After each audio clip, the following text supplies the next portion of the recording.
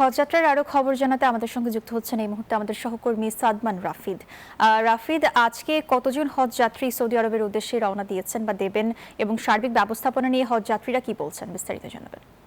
অবস্থা নিয়ে যদি আমি বলতে চাই তাহলে আমি হজযাত্রীদের সাথে কথা বলেছি, তারা কিন্তু আমাদেরকে জানিয়েছে যে একদম সুষ্ঠুভাবেই কিন্তু তারা এই হজযাত্রা করতে পারছেন। আমরা এই মুহূর্তে রয়েছি রাজধানীর আশকোনা হজ ক্যাম্পে এবং আমরা এসে দেখেছি যে এখানে কিন্তু সুষ্ঠুভাবে এই হজ যাত্রা পরিচালনা করা হচ্ছে। আপনি সামনে দেখতে পাচ্ছেন যে একটি লাইন দেখতে পাচ্ছেন। তারা কিন্তু মূলত ইমিগ্রেশন বা বোর্ডিং পাসের জন্য কিন্তু তারা ওখানে অপেক্ষা করছেন। ভেতরে কিন্তু হজযাত্রীরা রয়েছেন, তারা কিন্তু বোর্ডিং পাস বা ইমিগ্রেশনের কাজগুলো আসলে এখান থেকে পরিচালনা করা হচ্ছে। এবং 200-র বেশি সার্ভিস ও ফিচারে লেনদেনের সব বিকাশ অ্যাপে সম্ভব।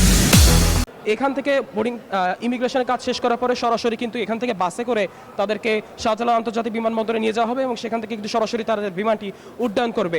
এই মুহূর্তে আমরা যতটা জানতে পেরেছি যে রাত থেকে কিন্তু এখন পর্যন্ত 6টি বিমান সৌদি আরবের উদ্দেশ্যে রওনা করেছে এবং পরবর্তী যে বিমানটি রয়েছে সেই বিমানটি কিন্তু 11টা 35 নাগাদ কিন্তু ঢাকা শাহজালাল আন্তর্জাতিক বিমানবন্দর থেকে উড্ডয়ন করবে এবং তার ধারাবাহিকতায় কিন্তু আজ এখন টোটাল 6টি বিমান ইতিমধ্যেই উড্ডয়ন করেছে এবং 8টি বিমান উড্ডয়ন করা এখনো পর্যন্ত বাকি রয়েছে। আমরা হজযাত্রীদের সাথে কথা বলেছিলাম, তারা কিন্তু আমাদেরকে জানিয়েছে বেশ এই হজ ক্যাম্পে কিন্তু বেশ সুষ্ঠুভাবেই তাদেরকে আসলে এই হজ যাত্রার জন্য তাদেরকে সুষ্ঠুভাবে কিন্তু এখানে পরিচালনা করা হচ্ছে।